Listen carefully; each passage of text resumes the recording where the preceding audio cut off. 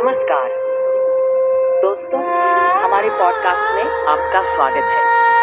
आज हम एक बहुत ही दिलचस्प और महत्वपूर्ण विषय पर चर्चा करने जा रहे हैं। क्या आपको पता है कि समाज में खुशियों का संचार करने वाला कौन है? जी हाँ, हम बात कर रहे हैं उन लोगों की जो अपने जीवन को दूसरों के कल्याण के लिए समर्पित करते हैं। बिल्कुल सही कहा आपने। और इस विषय पर हमें मार्गदर्शन देने के लिए हमारे साथ हैं पंडित पवन कृष्ण जी शर्मा, जो हाल ही में ग्राम कारितलाई में आयोजित श्रीमद् भागवत कथा में अपने विचार साझा कर रहे थे। उन्होंने कहा कि जो गम रूपी जहर पीकर समाज में खुशियां फैलाते हैं, वे कलयुग के महादेव हैं। ये एक अद्भुत विचार है। पंडित जी ने जीवन में दूसरों की बुराइयों को सहन करने और मानवता के कल्याण का भाव रखने की बात की। क्या आपको लगता है कि आज के युवा इस सीख को समझते हैं? यहाँ पर एक महत्वपूर्ण बात है। पंडित जी ने राजा बलि के प्रसंग का उल्लेख करते हुए कहा कि जब हम भगवान को सब कुछ अर्पित करते हैं तो हमें भी सब कुछ वापस मिलता है। ये सोच हमें आत्मसमर्पण की ओर ले जाती है।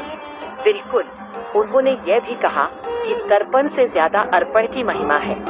हमें अपने पास से कुछ अंश परोपकार में लगाना चाहिए। क्या इस पर आपका क्या विचार है?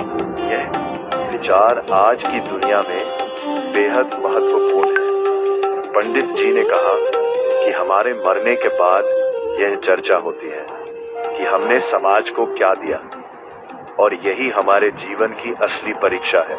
इसके अलावा उन्होंने एक और महत्वपूर्ण बात कही कि आदमी को जीवन को दोने पत्तल की तरह नहीं जीना चाहिए, बल्कि थाली की तरह। यह बहुत गहरा संदेश है। सही कहा।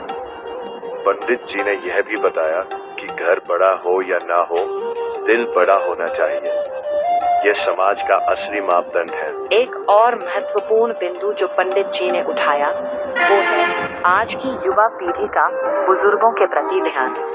उन्होंने कहा कि हमें थोड़ा समय निकालकर अपने बुजुर्गों के पास बैठना चाहिए, क्योंकि उनका अनुभव अनमोल है। बिल्कुल सही। और उन्होंने प्रहलाद के चरित्र का उदाहरण देकर यह बताया कि सत्य के साथ चलने वाला कभी पराजित नहीं होता। यह एक प्रेरणादायक संदेश है। वास्तव में कथा का आयोजन छापोलिया नागर परिवार द्वारा किया जा रहा है और इसमें सैकड़ों श्रद्धालु भाग ले रहे हैं।